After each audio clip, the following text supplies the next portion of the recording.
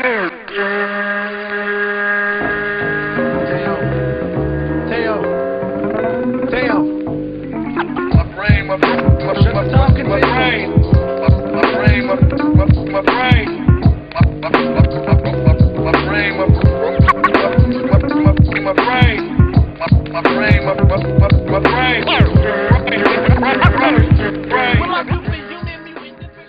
up, bitches? It's the MisanthropikOne, aka He Who Hungers, and I'm back up in this bitch for another rant/review. Today, I want to talk about this album right here, Royce the 5'9's latest album and highly anticipated album, Success Is Certain. Royce the 5'9, I'm not gonna go into his history. I've done it in previous rants. Dope Detroit MC, boys with Eminem, best friends with Eminem, and what else you need to know? Just look up my previous rants. I'm not gonna go revisit or rehash that shit. Just want to talk about his dope new album. And let me just say that I think it was a smart move on Royce the 5'9 to put this album out in the shadow of his album, his collaborative album with Eminem, or collaborative EP I should say, The Bad Meets Evil, Hell the Sequel album, because him and Eminem have that group called Bad Meets Evil, and I think it was smart of Royce to play it close and put this album out, because in my opinion, this album as a whole definitely outshines the Bad Meets Evil album, or EP, or whatever the fuck you want to call it. And let me go into it and you'll see why I think that. Let me get into some of the producers that helped put this shit together. You have Eminem, of course, he had to be on here. The Futuristics. You have Street Runner, Soram, Knots, who appears on here a few times. Street Runner, who appears on here a few times as well. You got Alchemist, Mr. Porter, he's on here 3 times, and you have the legendary DJ Premier, who actually executively produced Royce's last solo called Street Hop. Check that shit out if you haven't checked it out already. This album's features, you got Travis Barker from Blink-182. He's been making a name for himself in hip-hop as a producer and as a drummer as well. You got Eminem. It's only right that he's on this album. You have Royce's brother, Kid Vicious. You have Knox. He not only produces, he also MCs on this album. Adonis, and you have 1/4 of Slaughterhouse, Joe Budden. And that's another thing I didn't mention. Royce the 5'9 is also 1/4 of Slaughterhouse, so it's only right that Joe Budden will be on here too. It would have been cool if the whole Slaughterhouse was on there, Crooked Eye and Joel Ortiz for just another posse cut, but it was good enough with Joe Budden on there. With Joey rapping on your shit, it's just fucking ill. And no, I'm not just saying that because I'm from Jersey. I'm a big Joe Budden fan, excuse me. But yeah, those are the features on here. I'm about to get into some of these tracks. Album starts off great with the track Legendary featuring Travis Barker. Again, this track displays Travis Barker's drumming ability, his ability to add to an already, I guess you could say, greatly produced song. Eminem and the Futuristics produced this track, and Travis's drums just add extra energy to the beat. So the beat is hot. Royce is just going in as usual. He's definitely his style. He goes in, he's like one of them heavy punchline driven rappers, for the most part. But he got punchlines, metaphors out the ass. He's definitely one of those premier rappers to listen to for that sort of style. Next track I want to talk about is Writer's Block featuring Eminem.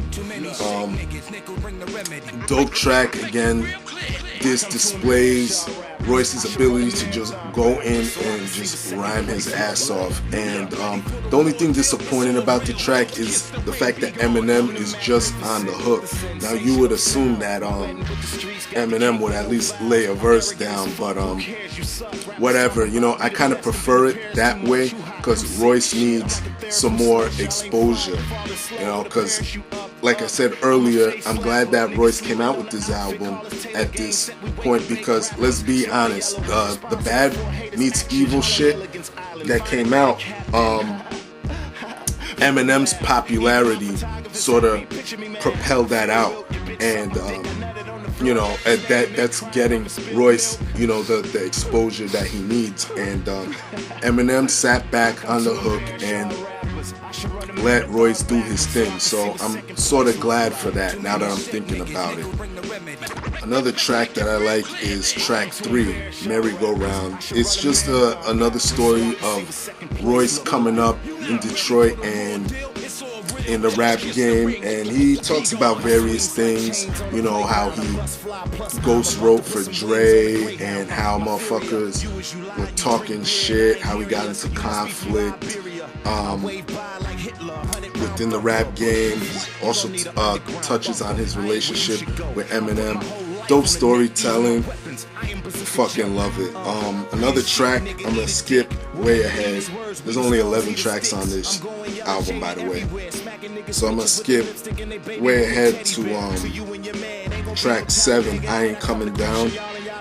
This has to be like damn near my favorite track on this album. The beat is sort of light, you know, considering Alchemist created it. It's a very light beat. Royce the 5'9" is singing on the hook, and the track is basically about he's talking about Detroit haters. He's talking about basically how he still got his ear to the street, even though he's not sitting there chilling in the hood, you know what I mean? And he's talking about everything down from corner talk, barbershop talk to just fucking everything that goes on. And I love that, like, you know, he's still in touch with the hood, even though he kind of made it up there, like the chorus implies, you know.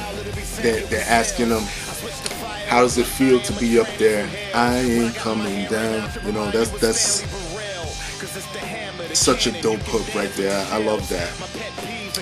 Okay, track 8, Security. I look at that track like a dedication to Proof. It's dope storytelling in the track. I'm not too positive if that's the whole way shit went down with Proof, like how he died. I'm not too sure. I wasn't there. I just know from what I read and what I heard about how he was at a club or whatever and he got shot, you know, and Proof shot somebody or whatever. I'm not too sure on the ins and outs of that, but love the fucking storytelling on that track. I love how Royce puts his vulnerability out there, how he talks about how he was crying like a baby at the funeral and shit. And I also love the beat. It has like that like almost like a Mardi Gras feel, like a Day of the Dead type thing. And just listen to that track, you'll see what I'm talking about. And the final track I want to talk about is a track called Second Place. It's produced by DJ Premier, so what the fuck you think I'm gonna say about it? Ew. In conclusion, I really enjoyed Success Is Certain. I feel it lived up to its hype, and it was worth the wait for him to put this shit out. Like I said, I think Royce actually played this the right way, putting this out in the shadow of the whole Bad Meets Evil EP, because this shows Royce's lyrical prowess and his dexterity in rhymes, and I think that he's getting the exposure he finally deserves. He's finally getting the exposure he deserves, excuse me. But yet again, he should have been bigger. He should have, been signed to Shady a while ago. But yeah, I'm not even gonna harp on that. Y'all know how I feel about that already. But yeah, my rating of this album, I'm gonna give it like a light 8 to 8.25.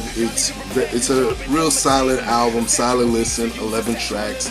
Can't really go wrong. It's short, sweet, straight to the fucking point. I got so many tongue twisters. Short, sweet, and straight to the fucking point.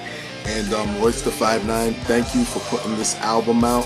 Hope to hear more from you. Hope to hear more from Slaughterhouse. Hopefully another Slaughterhouse LP is coming soon, or maybe more solos from the members of Slaughterhouse. As a matter of fact, big up Slaughterhouse, big up Yellow Wolf, who is another recent Shady signee, and hope to hear more from all of y'all. So that's it.